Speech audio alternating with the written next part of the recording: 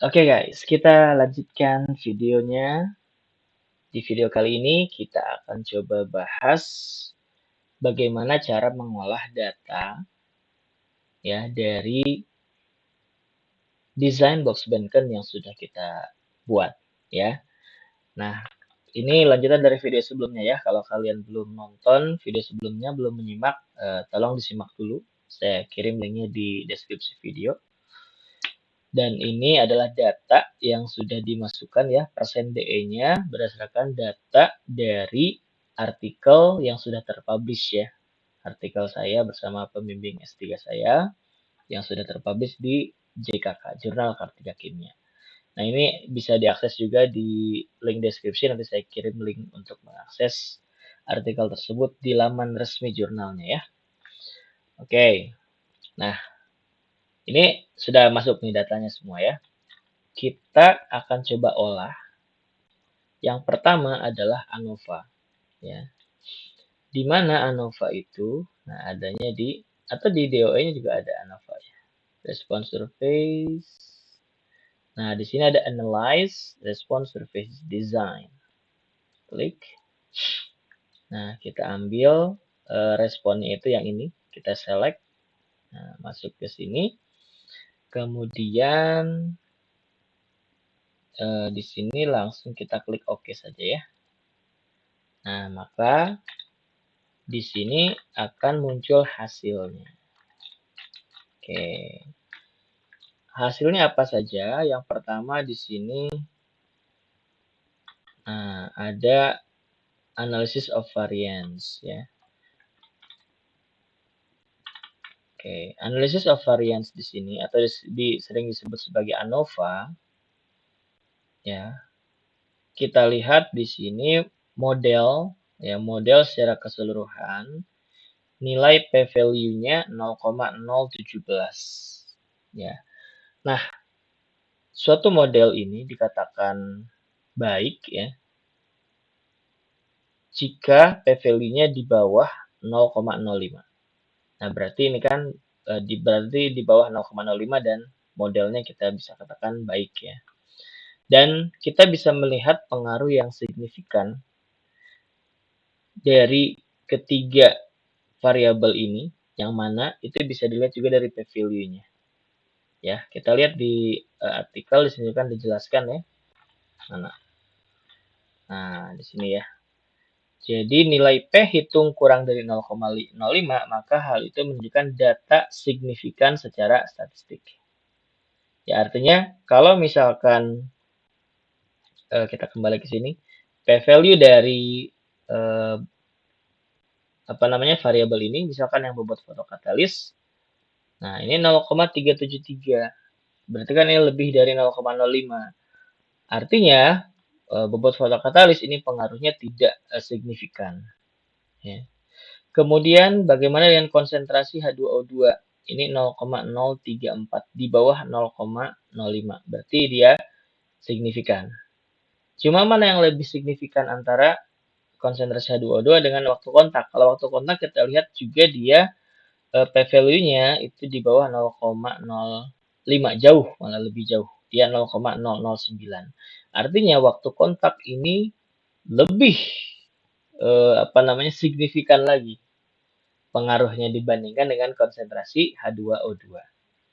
Nah, ini adalah jika dilihat dari masing-masing variabel. Nah, kita lihat di sini ada square namanya. Square ini artinya variabel tersebut dikuadratkan. Ya, di sini kalau kita lihat ya, hasilnya akan hampir sama dengan yang linear. Ya, karena ini kan ibaratnya 2 kali lipatnya gitu ya. Nah, kita lihat angkanya kan nggak beda jauh ya dari yang sebelumnya. Nah, tapi di sini yang menarik adalah kalau di square-nya ini ternyata konsentrasi H2O2 kuadrat ya, ini lebih signifikan dibandingkan dengan yang waktu kontak dikuadratkan. Gitu. Dan kemudian untuk interaksi, nah variabel interaksi, two-way interaction, di sini kita lihat tidak ada yang memberikan pengaruh secara signifikan ya. kecuali di sini ya mendekati lah 0,059 ya, kita katakan mendekati 0,05 ya.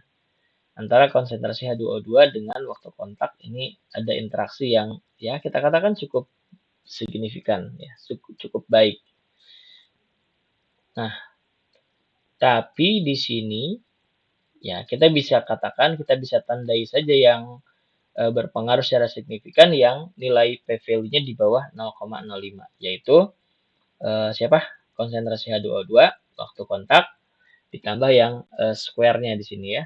Nah, yang lainnya kita nggak tandai gitu. Nah, sama seperti yang saya tunjukkan di artikel ini ya. Oke. Baik, selanjutnya di sini juga ada persamaan. Nah, ini persamaan dari model yang sudah kita buat di sini ya. Nah, terlihat di sini untuk variabel-variabel yang memberikan pengaruh secara signifikan. Ini kan responnya ya, persen degradasi. Nah, kita lihat koefisien atau angka di sini di samping variabelnya. Ini untuk yang berpengaruh secara signifikan dia positif. Ya, artinya kan semakin besar dia, semakin besar pengaruhnya terhadap respon persen DE ini. Dan kita lihat antara konsentrasi H2O2 dengan waktu kontak, angka koefisiennya lebih besar yang waktu kontak. Ya, ini sesuai dengan yang tadi di sini kita jelaskan berdasarkan p-value tadi ya.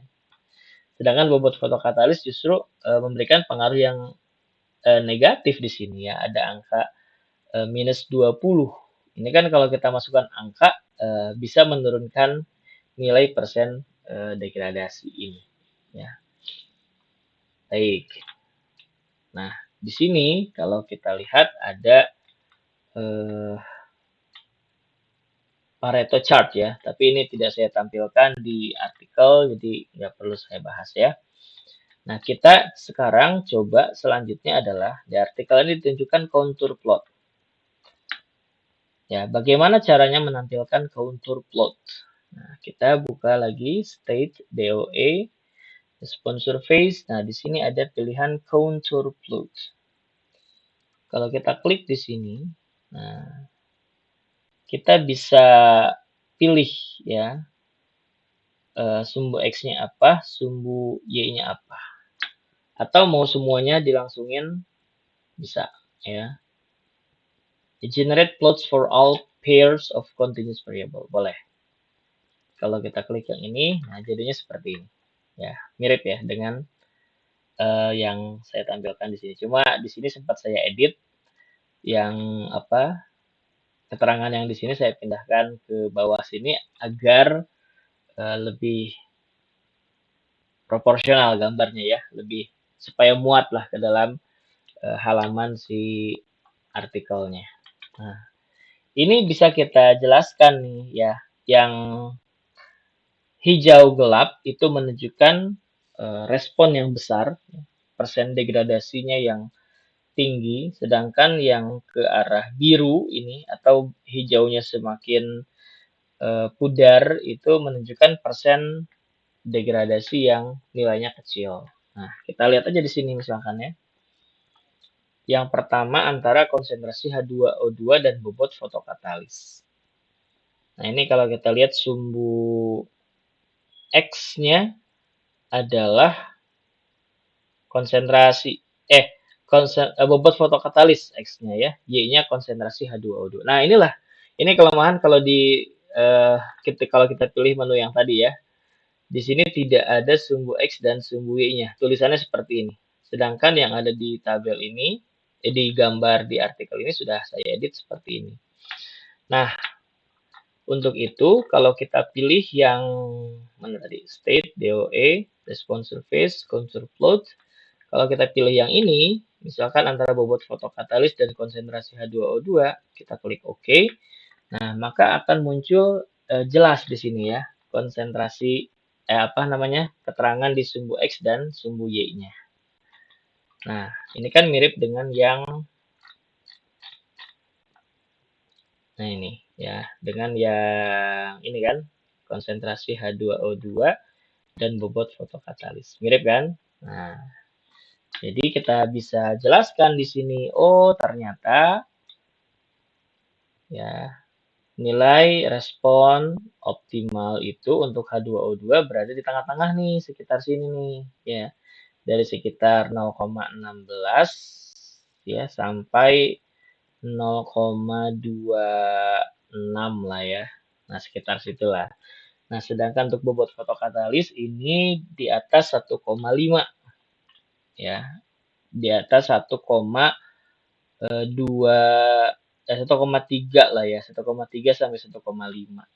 Dan ini kalau posisinya seperti ini sebenarnya kita bisa cari tahu lagi nih bobot fotokatalisnya kalau ditambah seperti apa ya. Jadi ini masih ada kemungkinan penelitian lebih lanjut ya terhadap variasi bobot fotokatalisnya. Terlebih tadi kita dapatkan hasil di desain box bankernya untuk bobot fotokatalis tidak berpengaruh secara signifikan ya berdasarkan nilai p-value-nya. Oke, kita coba lagi yang lain, DOE-nya. Stat, DOE, kemudian ini kita bisa pilih ya. Tadi kan bobot fotokatalis terhadap konsentrasi H2O2. Misalkan konsentrasi H2O2 terhadap waktu kontak. Nah, seperti ini ya. Ini mirip dengan yang mana? Nah, yang ini kan, waktu kontak dan konsentrasi H2O2. Nah, ini di tengah-tengah nih. Udah bagus ya kelihatan di sini waktu kontak.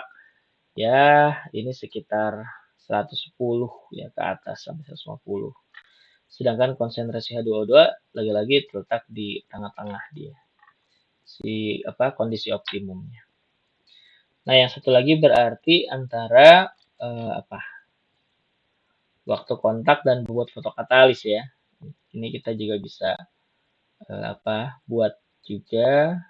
Nah, DOE, response surface, contour plot, waktu kontak dan bobot fotokatalis. Nah, seperti ini ya. Mirip dengan yang ini ya. Oke. Di sini kita bisa baca ini semakin ke kanan semakin baik ya untuk bobot fotokatalis. Jadi tidak bertentangan dengan contour plot yang sebelumnya. Untuk waktu kontak pun di sini terletak di antara 115 ya sampai 150 rentangnya. Oke, nah ini ada hold value. Hold value itu nilai yang ditahan. Jadi karena contour plot ini menampilkannya hanya dua variabel, nah variabel yang satu lagi itu ditahan nilainya, ya. Dimana di sini untuk konsentrasi H2O2 nilainya 0,2. Dimana itu nilai tengahnya kan ya. Oke, nah itu contour plot. Selanjutnya yang terakhir adalah di response surface ini kita ada fitur respon optimizer. Ya, respon optimizer ini untuk mencari kondisi yang optimum ya, seperti di sini ditunjukkan di artikel. Nah, seperti ini. Ini ada targetnya mau berapa.